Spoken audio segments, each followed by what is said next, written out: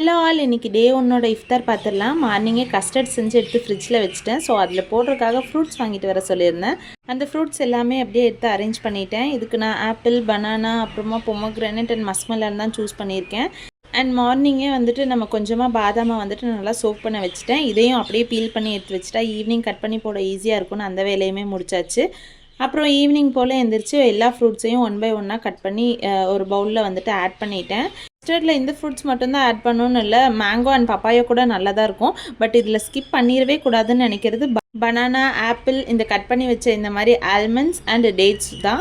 இதுதான் இதில் ஃப்ளேவரே சூப்பராக பண்ணி கொடுக்கும். ஸ்வீட் பொட்டேட்டோ கொஞ்சம் இருந்துச்சா, அதை அப்படியே நம்ம வேக வச்சு கட்லெட் மாதிரி பண்ணிட்டேன். ரொம்ப டேஸ்ட்டு நல்லா இருந்துச்சு. இனிப்படித்த மாதிரியெல்லாம் இல்லை, எந்த டிஃப்ரென்ஸுமே பெருசாக தெரியல.